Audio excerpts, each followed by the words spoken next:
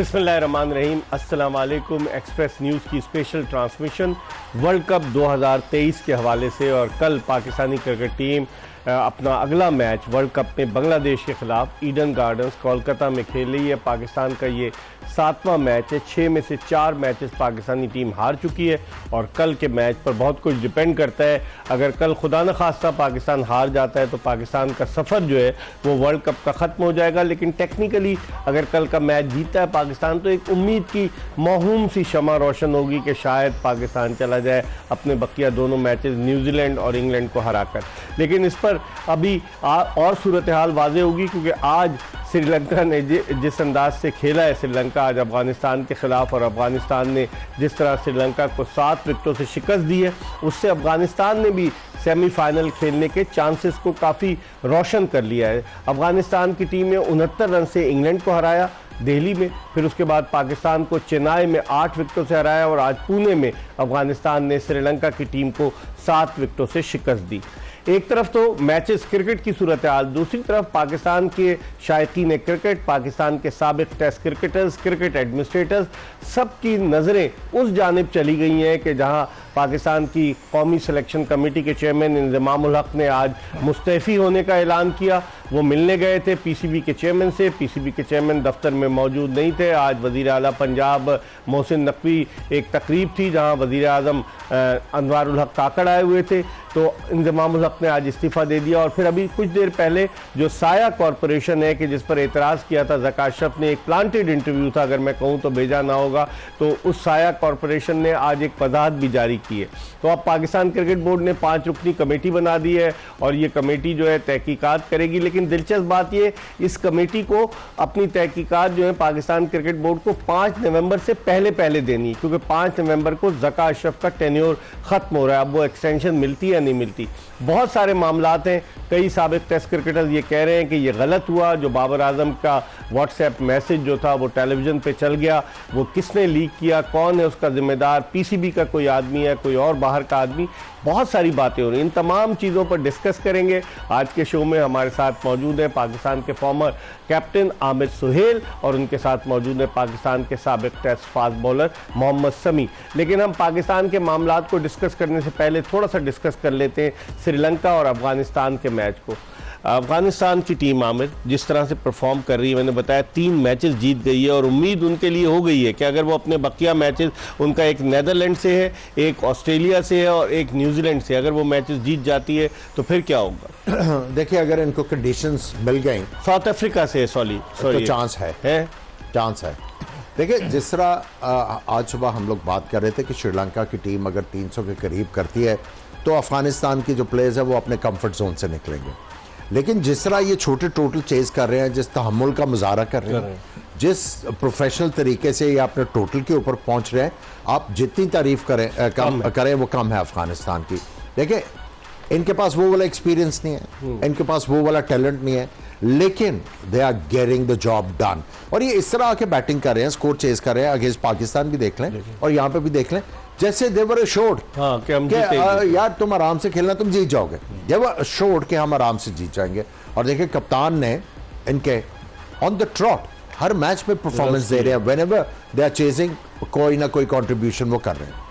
समी, जिस तरह से अफगानिस्तान ने टेक ऑफ किया है, अफगानिस्तान के बारे में तो ये कहा जाता था कि अफगानी बैट्समैन T20 के स्पेशलिस्ट हैं, मार धाड़ करके आउट हो जाते हैं, 50 ओवर्स पूरे नहीं खेल सकते। लेकिन किस तरीके से पाकिस्तान के खिलाफ टारगेट चेज किया, आज श्रीलंका के खिलाफ टारगेट चेज किया।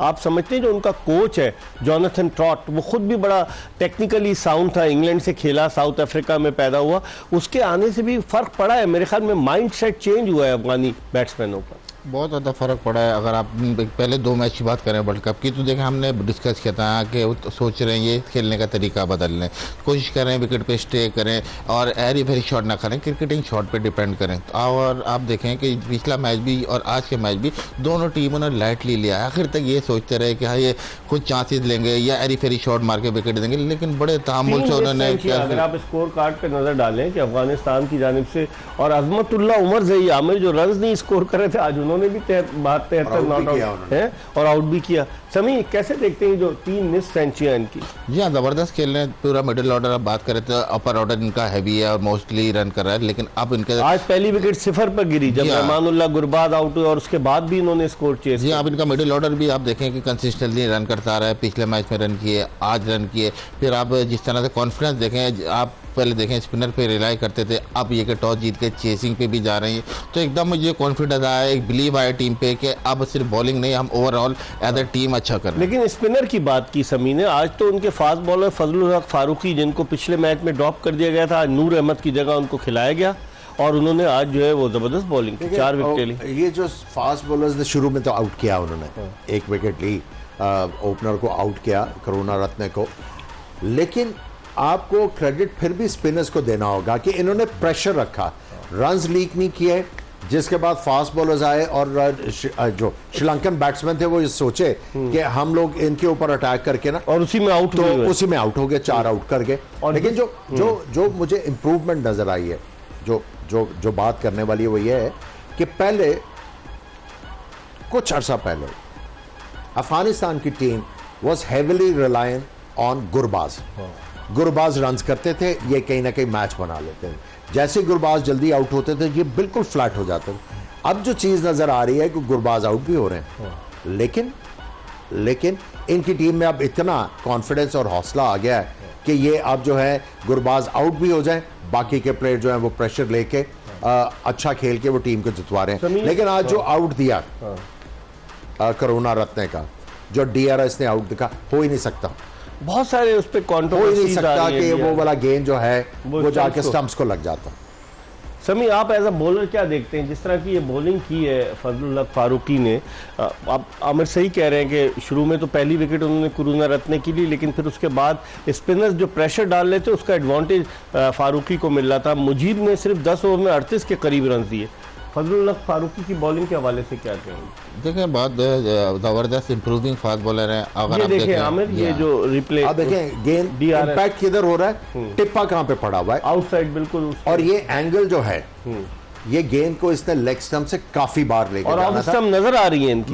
मिडिल स्टंप भी और ऑलमोस्ट आपको लेग स्टंप भी नजर आ रहा है। For the life of me I couldn't understand कि ये गेंद विकेटों के पे जाके लगेगा किस तरह। समी क्या कहेंगे इस LBW? जी हाँ, बिल्कुल। देखें, टेक्नोलॉजी की पहले बात हुई है कि नॉट 100%। अभी भी अब इस वर्ल्ड कप में आपको ज़्यादा आइडिया होगा कि काफ़ी ऐसे डिसीजन आए जहाँ टेक्नोलॉजी में फ्लॉ क्या लगा। गड़बड़ होती है वहां पर हॉकाई में कहीं? गड़बड़ तो देखें देखें, ना, ये मतलब एक बड़ा आपने- वर्ड है, लेकिन इंसान है, इंसान से गलती होती है, इंसान का बनाया हुआ है ना हॉकाई, कोई आसमान से तो नहीं है। बाद लोग इस पे इतराज करते हैं। 2011 के वर्ल्ड कप का आपको 12 साल पहले याद होगा, सचिन तेंदुलकर आउट थे, सईद अजमल की गेंद पर नहीं दिया गया, हॉकाई में बताया कि जी मिस कर रही। तो इस तरह होता है क्या?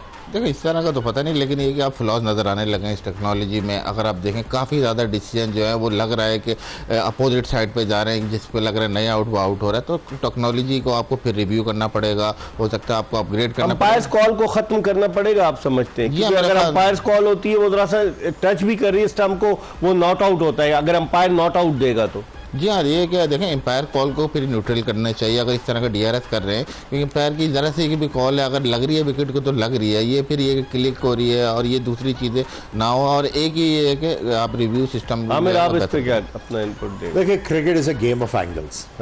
एंगल्स, हल्का सा एंगल इधर, हल्का सा एंगल इधर, जो आप चाहते हैं वो हो जाता है। लेकिन ये जो डिसीजन हो जाता है, ये चाहते सिर्फ फिर आपने ऐसा बड़ा खतरनाक जुमला किया जो आप चाहते मैन हैं। ऑपरेटेड है ना। अच्छा। मैन ऑपरेटेड तो है। मैन अपनी मर्जी से कर लेता है, मैं नहीं कह रहा कि मैनिपुलेट कर रहे होंगे, कर हो सकता है। लेकिन अब एरर भी हो सकता है, ह्यूमन एरर भी। लेकिन ये जो डिसीजन की हम लोग बात कर रहे हैं, और इसके बाद पहले भी काफी डिसीजन हुए, अगर तो गेंद पड़ के इस तरफ जाता तो फिर अंडरस्टैंडेबल था कि ये विकेटों को लगना है। जब वो एंगल के साथ जाए जा रहा है इस तरफ, बॉल पॉसिबली ये हिट ही नहीं कर सकता। और लेंथ देखें, अभी बॉल ने ट्रेवल कितना तो करना है। इतनी ज्यादा ह्यूमन एरर क्यों हो रही है इस वर्ल्ड कप में? बहुत हो रही हो रही है, आप माने इस बात ये को? एस्टॉनिशिंग है ना? ये एस्टॉनिशिंग है।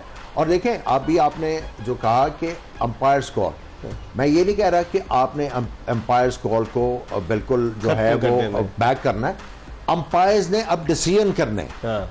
On field. जिस तरह आप देखें, जो पाकिस्तान का मैच था, अगेंस्ट तबरेज शमसी जो आखिरी ये LBW ऑन फील्ड अंपायर को आउट देना था। देखें, इस गेम को, मैं बैट्समैन रहा हूं, इस गेम को कहते हैं बैट्समैन्स गेम, ठीक है। वो इसलिए जो benefit of the doubt batsman को जाता है क्योंकि बॉलर के पास और चांसेस भी हैं आउट करने के, लेकिन बैट्समैन एक गेंद की मार है, सो इसीलिए बेनिफिट ऑफ द डाउट दिया जाता है। और अगर अंपायर समझता है कि गेंद विकेटों को लग रहा है, वो ऑन फील्ड आउट है, ऑन फील्ड आउट है। ये नहीं है कि अब विकेट इधर अंपायर ने नॉट आउट दिया, हालांकि विकेट को लग भी रहा है तो वो नॉट आउट है। भाई विकेट को लग रहा है वो आउट है। हाँ, ये होना चाहिए। समी, इसमें क्या आपका इनपुट क्या है कि अगर विकेट को लग रही है गेंद तो वो आउट है। वो कहते हैं अब तो इन्होंने बना दिया कि जी वो एक जो हॉकाई बनाई है पट्टी, उस पट्टी के बाहर अगर गेंद गिरती है और जाके स्टंप से टकरा रही है, कहते हैं नॉट आउट। वो भी तो बनाया, वो तो रूल है ना, outside the leg stump pitch होगा। हाँ, बॉल का। लेकिन इस पे आप क्या कहेंगे? बिल्कुल सही कह रहे हैं। देखें, अब अगर विकेट को लग रही है और एम्पायर कॉल है आउट, तो आउट होना चाहिए। क्लिपिंग द स्टंप, ये थोड़ा सा देखें इस वर्ल्ड कप में अंपायर कॉल नॉट आउट है, विकेट को लग रही है, फिर क्या होगा? तो आउट होना चाहिए। या तो आप पूरा डिसीजन ओवरटर्न करें, फिर आप एम्पायर को इस तरह फेवर ना करें कि हल्का सा आप ये देखें, मुझे लग रहा है कहीं ना कहीं टेक्नोलॉजी एम्पायर की फेवर में, हालांकि ये होना चाहिए था क्रिकेट की फेवर में। यस, तो ये थोड़ा सा एक पॉइंट है कि ये आप क्रिकेट की फेवर में होना चाहिए, ना कि आप एम्पायर की फेवर में। तो जो क्रिकेट कमेटी रूल्स बनाती है वो भी कोई ना कोई तो इसमें देखिए, बात सिंपल सी है, गेम बल्ले और बैट का आपने तवाजुन लेके आना है। अब कोई पिचेस इस तरह की हैं जहां पे बॉलर्स को कुछ भी नहीं है और वहां उसके साथ ऐसा जान मार के वो एक चांस क्रिएट करता है, और वो भी इस तरह जो है उसको मौका ना मिले। देखिए, मैं एज ए बैट्समैन होके ये बात करूं, मैं बॉलिंग भी कर लेता था, लेकिन जो बैट एंड बॉल का जो आपने मुकाबला रखना, उसमें आपको वेरिएशंस लानी पड़ेंगी। आपने जिस तरह ये आपके सामने है, जिधर गेंद पिच हुआ, इसने कोई मेरा ख्याल है 4 या 5 यार्ड जो है ट्रेवल करना, और एंगल देखें ऐसे जा रहा है, इसने सीधा किस तरह होना है कि स्टीयरिंग लगाया हुआ है। हाँ, ये भी एक क्वेश्चन बड़ा वैलिड क्वेश्चन है।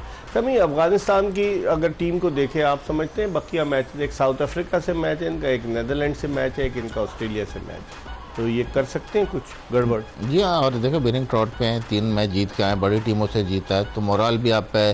फिर टेक्निकल एस्पेक्ट से देखें तो टीम आप इनकी बैलेंस भी लग रही है, कवर अप की हैं चीज़ें, मिडिल ऑर्डर फायर कर रहा है। और आप देखें स्पिनर की बात करें तो मुजीब आज इतनी ज़्यादा विकेटें नहीं ली, लेकिन दोनों इंपॉर्टेंट विकेटें ली, दोनों सेट बैट्समैन थे 40s में, और वहाँ उन्होंने जो स्ट्राइक किया है तो वो ये देखें इनिंग लंबी नहीं कर सके। 10 ओवर में सिर्फ 38 रन दिए मुजीब ने और 2 खिलाड़ियों को आउट, और वही दोनों इंपॉर्टेंट व्यक्ति थे जो 40-40 पे सेट खेल लेते, दोनों आउट हुए हैं। तो फिर इस टीम का 280 जो 290 300 को सोचा हुआ था वो 240 पे टोटल और ऑल आउट हो गई श्रीलंका की। मजे की बात है। लेकिन आमिर, अब इस परफॉर्मेंस के बाद आप कहाँ रेट कर रहे हैं अफगानिस्तान को? ये गुज़िश्ता वर्ल्ड कप्स के मुकाबले emerged as a better team, इसमें कुछ शक ही नहीं है, और फील्ड में जान मार रहे हैं। बॉलिंग आज देखिए, बॉलिंग में जो चेंज आपने देखी, इतना ज्यादा टर्न नहीं था, हल्का सा टर्न हो रहा था जब फ्लाइट कर रहे थे। आज राशिद ने भी फ्लाइट किया, आज नबी ने भी और ज्यादा स्लो बॉल किए, आज मुजीब ने भी स्लो बॉल किए, जिसकी वजह से उनको इतना बड़ा जो राशिद ने जो बोल किया, कमाल का बोल था, बिल्कुल स्लो बॉल किया, लेग स्पिन करके उसने गुगली कर दी। देखिए, आप जब आपने अच्छा ये पिक किया, राशिद जो है वो आके तेज मार रहा है। अब उसको पता लग गया है कि T20 में बैट्समैन जब आपकी तरफ आ रहा है तो आपको विकेट लेने के चांसेस है, लेकिन लंबी क्रिकेट में बैट्समैन जो है वो आपको आराम से अगर खेल रहा है तो आपको आउट करने के लिए प्लान करना है। इस तरह नहीं होगा कि एक ही तरह बॉलिंग करके आप T20 में भी आउट कर लें। लेग स्पिन की फिर एग्जैक्टली ट्रैप किया उसने, पूरा प्लान करके और गुगली बड़े एक्यूरेट फेंकी। बिल्कुल। और उनको पता था कि जो धनंजय है वो इधर बहुत ज्यादा खेलते हैं स्क्वायर ऑफ द विकेट, और उनको पता था इन्होंने इस तरफ मारने जाना है, मैं हल्की सी फ्लाइट करके गुगली करता हूँ। Very well thought out dismissal. आज 100वां मैच भी था राशिद खान का। राशिद खान अरमान उनका नाम है, इस्लामिया कॉलेज पेशावर में पढ़ते थे। जब अफगान पनागज़ीन पाकिस्तान आए तो राशिद खान यहीं क्रिकेट खेले, पेशावर में सारी क्रिकेट, और अच्छे स्टूडेंट थे। फिर उसके बाद वो चले गए अफगानिस्तान, जब आ गया और क्रिकेट बहुत अच्छी खेल रहे हैं। तो आप समझ, और कप्तानी भी उन्होंने की है, एक दफ़ा तो कप्तानी छोड़ भी दी। तो आप समझते हैं कि उनका 100 वनडे खेलना अफगानिस्तान के यंगस्टर्स के लिए मोटिवेशन का सबब बन सकता है? बिल्कुल मोटिवेशन का सबब बनेगा और थ्रू आउट जिस तरह उन्होंने कैरी किया है अपना आपको, ना सिर्फ वनडे में, T20 में, all over of the league, तो ये एक ब्रांड है, इंस्पिरेशन है अपने आने वाले यंगस्टरों के लिए। और आप देखें कि किस तरह सपोर्ट करते हैं। आप अफगानिस्तान की टीम देखें, नबी भी कप्तान रहे हैं, राशिद भी रहे हैं, और अब ये सारा जितना एक्सपीरियंस था इनका अब इनकी टीम में थोड़ा झलक रहा है और टीम इसीलिए इनकी अब बैलेंस हुई है।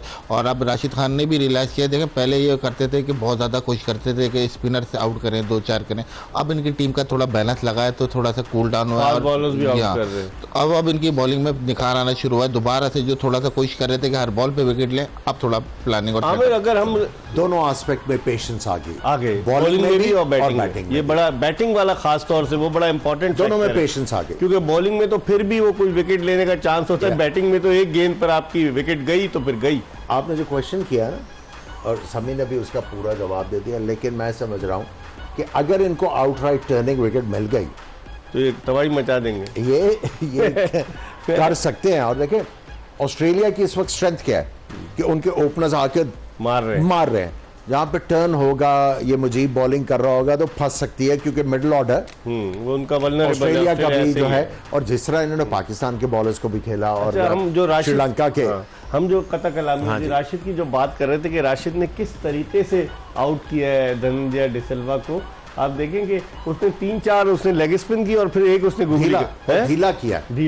ये देखें मिडिल स्टंप उसका स्ट्राइक हुआ और क्या बॉलिंग की है, कमाल की बॉलिंग। ये एक classical leg spinner Abdul Qadir मरूम की याद ताज़ा जिस तरह बैट्समैन सेटअप करता है ना कि 2 लेग ब्रेक करने के बाद गूगली करता है, आप कीजिए, आपने क्या आपने पूरा सेटअप किया ना राशिद खान के। सवाल क्या करना आपने, ये मुझे डर लग रहा है आपका सवाल जाना है अपने लेग स्पिनर्स के ऊपर। वही मैं उसी तरफ जा रहा था, मैंने अब्दुल कादिर मरूम की याद ताज़ा की और हमारे लेग स्पिनर क्या करते हैं, सेटअप करते हैं। मुझे पता था कि आपने वो पूरा आप तमहीद बनाया कर रहे थे, मैं कुछ आ रहा है भाई। तो आप बताएं ना हमारे लेग स्पिनर क्यों इस तरह की गूगली, क्यों इस तरह सेटअप नहीं कर सकते हमारे लेग स्पिनर। हमारे लेग स्पिनर्स के साथ कोचेस बड़े जबरदस्त लगे हैं।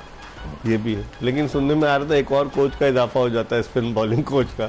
उन्होंने पहले ही ब्रेकिंग खबर दे दी थी स्पिन बॉलिंग कोच ने कि इंजमामुल हक मुस्तैफी हो रहे हैं। कई दिन पहले मैंने प्रोग्राम में बताया था, समी आपको याद है, मैंने कहा था ना कि एक उनके दोस्त ने कहा है कि वो मुस्तैफी हो रहे हैं। ये खिचड़ी काफ़ी दिनों से पक रही थी आमिर, मुझे लग रहा है इंजी वाली इंजी। अच्छा मज़े की बात है, अगर आप इंजमाम को अब तहकीकात के लिए बुला रहे हैं, ये वही इंजमामुल हक थे जिनको आपने 25 लाख रुपए माहाना पे नौकरी दी, ये वही इंजमामुल हक थे जो बाबर आजम को लेकर गए सेंट्रल कॉन्टैक्ट के लिए, आपने तमाम शराइत मान ली, ये वही इंजमामुल हक थे जिन्होंने कहा कि मैं अहमदाबाद जाऊंगा टीम के लिए, हैदराबाद, तो वहाँ चले गए। तो फिर अचानक ये क्या हो गया, क्या माजरा हो गया? हार जो है ना, हार और क्रिटिसिज्म जो है ना, आपसे काफ़ी ज़्यादा चीज़ें वो पैनिक में करवाता है। देखिए आप इंजमाम की बात कर रहे हैं, आप ज़का अशरफ की बात कर रहे हैं, बात यहाँ पे नहीं रुकती, ये पूरे क्रिकेट बोर्ड की रिस्पॉन्सिबिलिटी है। मुझे याद है, ये मैंने पढ़ा भी था कि कर्नल आसिफ हुआ करते थे आपके एंटी करप्शन के, आसिफ महमूद, आसिफ भट्ट साहब, आसिफ महमूद भट्ट साहब, वो जब ये एजेंट्स का आया ना तो उन्होंने अपने आप को ज़बरदस्ती कमेटी में डलवाया था, और उन्होंने यही कहा था कि हर प्लेयर एक एजेंट की तरफ नहीं जा सकता, और आपने हर एजेंट की जो है वो पूरी स्क्रूटनी करनी है, उनके जो कंपनी के डॉक्यूमेंट्स हैं वो मंगवा के हर चीज़ डिलीजेंटली देखने के बाद फिर आपने किसी एजेंट को अप्रूव करना है। अब ये CEO, HR, ऑपरेशंस, ये क्या कर रहे थे? सिक्योरिटी को अभी पीछे कर दें, और ये जो एंटी करप्शन है, ये क्या कर रहे थे कि इस एजेंट को जब इन्होंने अप्रूव किया, क्या इसकी कंपनी के कागजात नहीं मंगवाए? आज उनका प्रेस रिलीज आया, मैं भी आपको पढ़ के सुनाऊंगा, साया कॉर्पोरेशन का। नहीं, देखिए उनकी कंपनी की रजिस्ट्रेशन तो सबके पास आ गई ना, लेकिन उसमें एक पॉइंट ये भी रेज हो सकता है कि इंजमामुल हक अगर ये कहें कि मैं पहले डायरेक्टर था, बाद में मैं रिजाइन कर गया, फिर वहां पे जो रजिस्ट्रेशन हुई हुई है ना, तो आपने डॉक्यूमेंट्स भेजने हैं, ठीक है, डायरेक्टरशिप खत्म करने के, वो हर चीज जो है अपडेट होती है वहां पे। हो सकता है, पॉसिबिलिटी है, उधर हर चीज वो ये कहते हैं कि मेरे एजेंट तो है तला, लेकिन मैं डायरेक्टर नहीं हूं उस कंपनी का। मैं हर बेनिफिट ऑफ द डाउट देने के लिए तैयार हूं एनजी को, हर बेनिफिट ऑफ द डाउट देने के लिए तैयार हूं, लेकिन जो मैं पहले बात कर रहा हूं कि ये CEO क्या कर रहा था, ये पहले इस तरफ आ जाए ना। सीओ को ट्रैप किया गया है। सीओ को मैं अब आपको बताऊं, जो मुझे इत्तलात मिली है कि जब राशिद लतीफ ने ये धमाका किया एक ईटीवी स्पोर्ट्स पर, तो उसके बाद सीओ से राब्ता किया पीसीबी के चेयरमैन ने और उसे कहा आप बात करें बाबर आजम से। उन्होंने बाबर आजम को कांटेक्ट किया, बाबर आजम ने फिर उनको मैसेज का रिप्लाई किया। उन्होंने उनको कहा कि देखो इससे सिचुएशन ख़राब हो रही है, आप ये कहें कि मैंने कोई मैसेज नहीं किया, वो मैंने कोई बातचीत ट्राई नहीं किया। उन्होंने जो मैसेज सीओ को भेजा, सीओ ने गुड फेथ पे चेयरमैन को दिखाया कि ये मैसेज आया, चेयरमैन ने वो मैसेज आगे फॉरवर्ड कर दिया। अब आप बताएं, ये तो एथिकली रॉन्ग है ना। आप मुझे बताएं ना, ये एथिकली रॉन्ग है। लेकिन मैं ये कह रहा हूं कि सबसे पहले तो क्वेश्चन जिसको करना है, ये जो पीसीबी ऑर्गेनाइजेशन है, कि आपको काम करना आता है या नहीं आता। सही कह रहे हैं भाई, आपको जब एक एंटी करप्शन वाला बंदा कह रहा है कि ये डिलीजेंस होनी चाहिए, आपने क्यों नहीं की? और फिर एक नहीं, उन्होंने भी यही कहा था ना, 2 प्लेयरों को ज्यादा से ज्यादा या 3 को आप साइन कर सकते हो, हर बंदा नहीं, वो कॉन्फ्लिक्ट हो जाएगा। आपने इसको क्यों नहीं देखा? क्या हर किसी की नॉलेज में नहीं था कि ये जो कंपनी है, ये तो बहुत पहले से लोग शोर मचा ये रहे हैं। लड़का जो है, क्या नाम है इसका? तला रहमानी। तला रहमानी, हर किसी को पता था, हर किसी की नॉलेज में था कि ये काम कर रहा है। लेकिन फिर ये अचानक क्यों ज़का साहब के दौर में ये सारी चीजें क्यों आ गई सामने? मुझे नहीं पता ये किस तरह आई है, लेकिन देखें, किसी ना किसी का इंटरेस्ट है यहाँ पे, है ऑब्वियसली। जो पाकिस्तान क्रिकेट का बेन क्या है, ये लॉबीज जो हैं, ये बड़ी खतरनाक लॉबीज हैं, ये मेरा ख्याल है आपस में भिड़ गई हैं। चले, इसका नतीजा क्या होता है अगर 2 बैल आपस में बुल, वो आपने बुल फाइटिंग सबसे पहले तो मैं ये कहूंगा कि हमने ये बात की थी कि एनजी को रिजाइन करना चाहिए ऑनरेबल तरीके से, लेकिन नॉट लाइक दिस। इनको कमेटी के सामने जाना चाहिए। वो कह रहे हैं कि मैं रिजाइन करके जाऊंगा कमेटी। भाई रिजाइन करके तो उन्होंने एक्सेप्ट कर लिया, और कमेटी उन्होंने बाद में अनाउंस की, रिजाइन पहले कर दिया। आप मजे की बात देखें, पीसीबी ने जब इंतजाम ने कहा कि मैं इंक्वायरी कमेटी के सामने पेश होना चाहता हूं, मैं मिलने गया, चेयरमैन नहीं मिले, तो कमेटी उसके कुछ देर के बाद जब तमाम चैनल्स पर खबरें चल गई कि इंतजाम वाले मुस्तफी, उनका टेलीफोनिक बीपर भी चल गया, उसके बाद पीसीबी ने कमेटी के नाम, ये तो कल ही उन्होंने कह दिया था ना कि कमेटी बनेगी, but they didn't announce the names of the persons. मैं वही कह रहा हूं ना, तो ये प्रीएम्प्टिव हुआ ना, इस पे हम बात करेंगे। प्रीएम्प्टिव हुआ ना, ये हम बहुत सारी बातें इस पे हम बात करेंगे, समी से भी पूछेंगे। और आमिर सोहेल का चूंकि तजुर्बा है, कप्तान रहे हैं और चीफ सेलेक्टर रहे हैं, डायरेक्टर नेशनल क्रिकेट एकेडमी रहे, क्रिकेट बोर्ड से वाबस्ता रहे, तो इनसे ज़्यादा बेहतर कौन जान सकता है। और अब हम चलते हैं अपने सेगमेंट क्या आप जानते हैं की तरफ।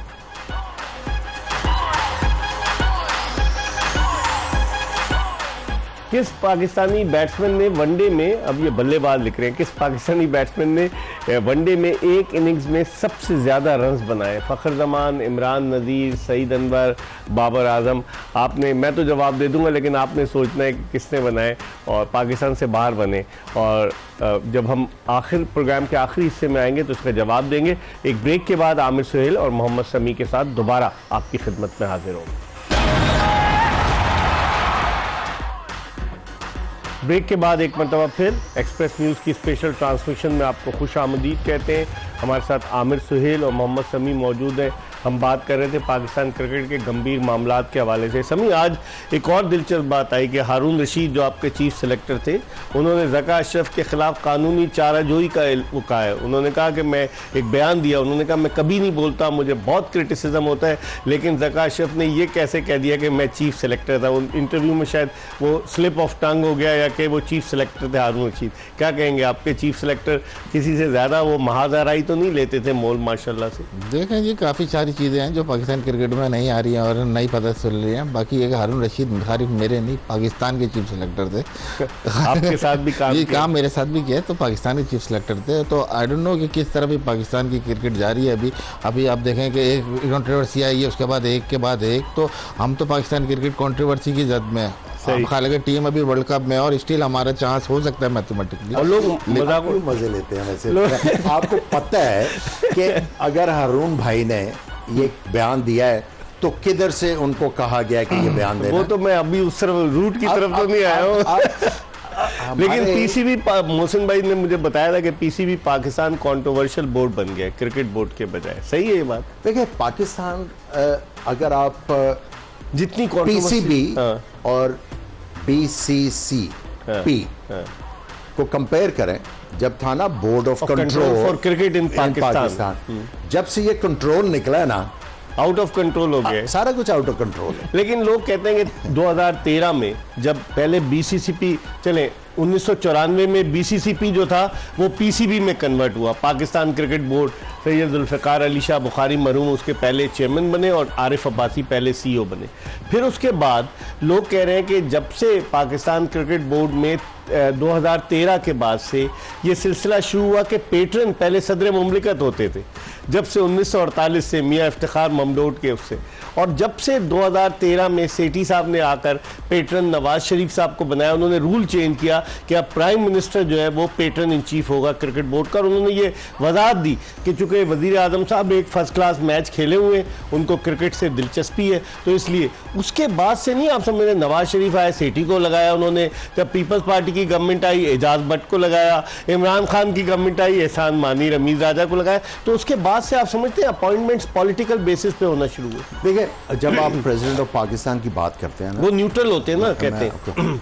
आप टेन्योर्स देखें, tenure wise civilians and army generals, ठीक है। जब आपके आर्मी जनरल्स को क्रिकेट बोर्ड का चेयरमैन लगाया जाता था, वो क्यों इतना अच्छा एडमिनिस्ट्रेट करते थे? क्योंकि उनका स्पोर्ट्स का इंफ्रास्ट्रक्चर बड़ा मजबूत था, स्पोर्ट्स बहुत ज्यादा होती थी, तो उनको स्पोर्ट्स की मैनेजमेंट लेफ्टिनेंट जनरल रिटायर्ड के मजहर, लेफ्टिनेंट जनरल गुलाम सफदर भट्ट, और फिर उसके बाद जाहिद अली अकबर लेफ्टिनेंट जनरल, फिर तौकीर जिया, कई ऐसे जनरल, पहले भी एयर मार्शल नूर खान, ठीक है। सो उस वक्त आप निकाल लें और बाकी आप चेक करके देख लें। और मुझे आज भी याद है कि मैं आरिफ अब्बासी साहब के साथ बैठा हुआ था, तो उन्होंने मुझे एक वाक़या बताया। उन्होंने कहा, आमिर, जब से हमने ये मार्केटिंग करनी शुरू किया और क्रिकेट में पैसा आना शुरू हुआ, तो उनका एक जानने वाला था, तो उन्होंने उनको आके कहा कि now be ready for the vultures. अच्छा, कि क्रिकेट में पैसा आ गया एंड बी रेडी फॉर, ये एग्जैक्ट अल्फाज थे। मैं किसी को, नो पन इंटेंडेड, किसी के ऊपर ये मैं सब्जेक्ट नहीं कर रहा, लेकिन ये उन्होंने ये बात की थी। देखिए, क्रिकेट नो डाउट कारोबार बन गया, लेकिन इसमें ऑनेस्टी होनी चाहिए ना। ऑनेस्टी कहाँ है नजर आ रही है? ऑनेस्टी होनी चाहिए ना। बात यह है कि जितना आप क्रिकेट को फायदा दे सकते हो उतना होना चाहिए। आप जनरल तौकीर की बात कर, उन्होंने एकेडमीज बनाई, नो डाउट, इंफ्रास्ट्रक्चर ग्राउंड्स कितनी बनाई, अच्छा, ठीक है। जो अच्छे काम है वो देखें, आरिफ अब्बासी साहब के काम देखते हैं। उस वक्त एजाज भट्ट साहब सेक्रेटरी हुआ करते थे, आपकी क्रिकेट कहाँ पे, वर्ल्ड कप कराया आरिफ अब्बासी, हसीब हसन मरूम ने मिलकर, उसके बाद खालिद महमूद साहब थे। अब देखें इन लोगों के काम क्या थे, and if you compare it with Zaka Ashraf, नहीं ज़का अशरफ नहीं, बाकियों के साथ भी देखिए। आपने अभी बात की ना, अब जब आप पॉलिटिकल अपॉइंटी कर रहे हो तो फिर यही होगा। अब देखें ना, एक जर्नलिस्ट है, वो अपने जर्नलिज्म का फायदा उठा के अगर क्रिकेट बोर्ड का चेयरमैन बनता है, एक चीफ जस्टिस, ठीक है, आप मुझे बताएं, मैं वही कह रहा हूं ना। फिर ये चीजें अगर होंगी, अफर्मेशंस होंगी, तो फिर जो है बिजनेसमैन भी बन जाते हैं, चीफ जस्टिस भी बन गए, डॉक्टर भी बन गए, ये ब्यूरोक्रेट भी बन गए। सब्जेक्ट है, इस पे बात करेंगे आमिर, लेकिन इस वक्त हम एक ब्रेक की तरफ बढ़ रहे हैं, और ब्रेक के बाद जोश जगाते में आमिर सुहेल और मोहम्मद समी के साथ दोबारा आपको ज्वाइन करेंगे। ब्रेक के बाद एक मरतबा फिर पाकिस्तान के दो former test cricketers Aamir Sohail और मोहम्मद समी के साथ शो में आपको खुशामदीद कहते हैं। पाकिस्तान क्रिकेट में जो बहरान आया हुआ है, कल पाकिस्तानी टीम ने मैच खेलना है और आज मुख्तलिफ किस्म की खबरें चल रही हैं, और आज ट्रेंड चल रहा था सोशल मीडिया पे कि शेम ऑन ज़का अशरफ, कि सारा ब्लेम ज़का अशरफ की तरफ चला गया कि वो जो बाबर आजम का, क्योंकि बाबर आजम की फ़ैन फॉलोइंग ज़बरदस्त है, और आप एकदम से किसी एक प्लेयर को धड़ाम से नीचे गिराने की कोशिश करेंगे तो बाबर आजम के चाहने वालों ने वो ट्रेंड बनाया, और वो ट्रेंड पूरे पाकिस्तान में बहुत ज़्यादा चला। मोहम्मद समी से पूछते हैं, मोहम्मद समी, इस तरह से जो पाकिस्तान क्रिकेट की रुसवाई हो रही है, इस तरह की जो कॉन्ट्रोवर्सीज आई हैं, इससे टीम की कारकर्दगी पर कितना फ़र्क पड़ेगा? कल मैच खेलना है उन्हें बांग्लादेश के खिलाफ। बहुत ज़्यादा फ़र्क पड़ेगा। सबसे पहले तो इस तरह के देखें मैसेज आना अनएथिकल है, फिर आप क्रिकेट बोर्ड का कोड ऑफ कंडक्ट है, बेशक आप सेंट्रल कॉन्ट्रैक्ट में हो नहीं हो, इवन बोर्ड के एम्प्लॉय तक के पास भी जो है ना आपका कोड ऑफ कंडक्ट होता है जो साइन शुरू होता है। एक सीक्रेसी होती है, प्राइवेसी होती है, किसी की प्राइवेट आप मैसेजेस आप इस तरह आके मीडिया पे, ये बहुत बुरी बात है। फिर इस तरह बाबर आजम को टारगेट किया गया और जिस तरह से अकेला छोड़ा गया, अभी भी 3 मैच बाकी हैं, मैथमेटिकली हम पहुंच सकते हैं, लेकिन ऐसा लग रहा है कि पूरा क्रिकेट बोर्ड एक तरफ खड़ा हुआ है और आपका कप्तान, एक टीम एक तरफ बेसहारा खड़ी हुई है। तो देखें ये दिस इज रॉन्ग। सही, ये बड़ी अच्छी बात की इन्होंने आमिर कि एक कप्तान और टीम एक तरफ और क्रिकेट बोर्ड जो एक तरफ, बस गिरा दो किसी तरीके। पहले शो से सिर्फ यहाँ पे हम लोग बैठ के बाबर आजम को बैक कर रहे थे, वरना बाकी लोग तो गिराने के चक्कर में थे हम बैक कर रहे थे। हाँ, जो अगर प्लेयर गलत कर रहा था हम आइडेंटिफाई कर रहे थे, इसलिए कर रहे थे कि भाई पाकिस्तान की टीम वर्ल्ड कप खेलने गई है, कोई छोटा टूर्नामेंट नहीं है, सारी दुनिया 4 साल में आता है टूर्नामेंट, सारी दुनिया की नजरें इसके ऊपर है। जो भी अब आपने भेज दिया उसके साथ गुजारा करें और होप करें कि ये अच्छा परफॉर्म करे। पहले दिन से बाबर आजम, कप्तान हटाओ, कप्तान हटाओ, कप्तान उठाओ, आपने सारी टीम जो है उसका मोराल ही गिरा दिया। एक कप्तान ने लड़कों से अथॉरिटी के साथ एट टाइम्स काम लेना होता और है, उधर पीछे भी प्यार से काम लेना होता है। कप्तान ने प्लेयर से 100% लेना है। अगर वो अपने राइट फ्रेम ऑफ माइंड में नहीं होगा और प्लेयर उसको रिस्पेक्ट नहीं कर रहे, फिर क्या होगा? What do you expect? मैं इसीलिए भी कल भी और परसों ये कह रहा था, ये वो टाइम है जहां पे चेयरमैन पाकिस्तान जो मैनेजमेंट कमेटी है, खामोशी इख्तियार कर लेनी चाहिए। अब उन्हें नहीं जाना चाहिए था, इस वक्त उन्हें जाना चाहिए था, पहले अहमदाबाद। मैं कल भी यही कह रहा था, अभी 3 मैच बाकी हैं।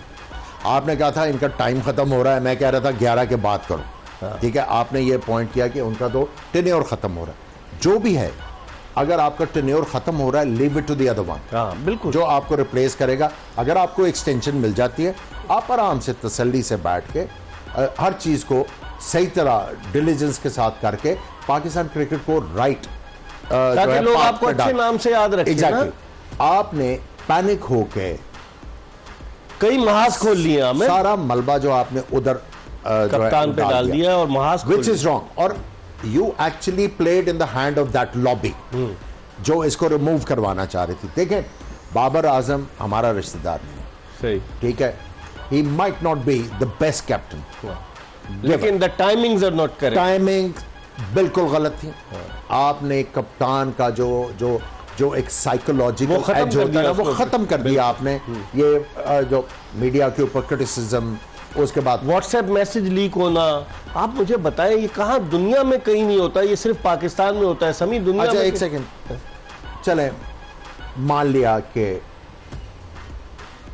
उनको किसी ने ये वाला दे दिया, ये मैसेज जिसने ये लीक किया है उसको टाइमिंग का पता था कि टाइमिंग्स कितने गलत है।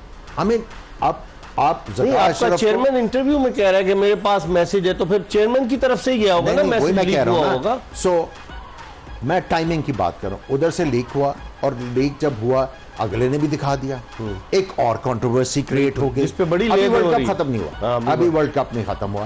आई am actually trying to make sense of it कि ये क्या हो रहा है। Are we sincere to the country? Are we sincere to the cricket? आपने हर्षा भोसले का देखा क्या उसने लिखा है, उसने क्या कहा है? कॉमिकल, सब हमारा मजाक उड़ा रहे हैं। हम एक ब्रेक की तरफ बढ़ रहे हैं, प्रोग्राम का आखिरी ब्रेक है, ब्रेक के बाद वापस आएंगे तो मोहम्मद शमी, पूरी दुनिया में इन्होंने क्रिकेट खेली, इनसे पूछेंगे कि जिस तरह पाकिस्तान क्रिकेट की रुसवाई बदनामी हो रही, क्या कहीं दुनिया में ऐसा देखा है किसी ने? आज कई साबिक टेस्ट क्रिकेटर्स ने, चाहे वो शाहिद आफरीदी हो, इवन वकार यूनुस, उसके अलावा कई क्रिकेटर्स ने जो है ना वो इसको क्रिटिसाइज किया है। अजहर अली, बासित अली, किस किस के नाम लूँ जिन्होंने कहा है कि ये गलत है कि इस तरह से व्हाट्सएप मैसेज जो लीक हुआ, इस तरह से अपने कप्तान को आप डिमोरलाइज कर रहे हैं during the world cup, which is absolutely wrong. हम एक ब्रेक की तरफ बढ़ रहे हैं और ब्रेक के बाद दोबारा आपको ज्वाइन जोश जगादे में प्रोग्राम के आखिरी ब्रेक के बाद एक मरतबा फिर आपको खुशामदीद कहते हैं। पाकिस्तान क्रिकेट के मामलात ही इतने कि हम दरिया को कूजे में बंद करने की कोशिश कर रहे हैं, लेकिन ये मामलात ख़त्म होने का नाम ही नहीं ले रहे। इतनी सारी कंट्रोवर्सीज हो गई हैं कि क्या करें। समी, आपने कहीं देखा, आपने पूरी दुनिया में, अब आप देखें इंग्लैंड की क्रिकेट टीम की परफॉर्मेंस कितनी मायूस कुन है। क्या वहाँ पर कोई उनके ECB के चेयरमैन ने कोई बयान दिया कि हम बुला रहे हैं चीफ सेलेक्टर को, हम कप्तान के बारे में सोच रहे हैं कभी? और उसके अलावा दीगर टीमों को देख लें, उनकी परफॉर्मेंस जिनकी ख़राब रही, क्या उनके क्रिकेट बोर्ड ने ऐसा किया? कभी नहीं। देखें, कभी ऐसा नहीं हुआ कि ड्यूरिंग द टूर्नामेंट इस तरह हो। देखें, परफॉर्मेंस अच्छी बुरी दुनिया भर में चलता है कि आप प्लेयर कप्तान रिप्लेस करते हैं, टीमें रिप्लेस करते हैं, एक जनरल प्रोसीजर है। लेकिन इसको हाईलाइट करके इतना इशू किया गया तो मेरी समझ से टूर्नामेंट के दौरान असल चीज़ ये देखिए, असल में तो PCB की अपनी कमजोरियां हैं। आप याद करें 2010 स्पॉट फिक्सिंग स्कैंडल हुआ था, उसमें भी प्लेयर एजेंटों का बहुत नाम था, बहुत अमल दखल था। तो PCB ने क्या सीखा? आज 12-13 साल बाद भी आप देखें एजेंट के मसले नहीं सॉल्व कर रहे। तो PCB का अपना होमवर्क नहीं है, अपने उन्होंने प्रायोरिटी नहीं रखी कि कहाँ हमने काम करना है। तो ये वेरी गुड पॉइंट। देखें, समी ने बड़ी पते की बात की है कि आपको 2012 था 10 ये देखना पड़ा, फिर वही आप बैक टू स्क्वायर वन। इसमें देखें, इंजी ने कर दिया रिज़ाइन। हालांकि मैं चाहता था कि वो रिज़ाइन जो है कमेटी के सामने पेश होने के बाद अगर कोई इस तरह की कोई होती है तो रिज़ाइन करे। अदरवाइज रिज़ाइन भी क्या, अगर वो क्लियर भी होते तो कहते हैं कि मैं ये काम करना ही नहीं चाहता, नहीं करूंगा। हाँ, सही। आपने मेरी इंटेग्रिटी को चैलेंज किया, मैं ये काम करना ही नहीं चाहता। I don't want to be part of this. ठीक है, इंजमाम का तो हो गया। सबसे पहले जो फायर होता है ना, वो आपका CEO है सबसे पहले। उसके बाद तो खुद ट्रैप किया है लोग कह रहे हैं।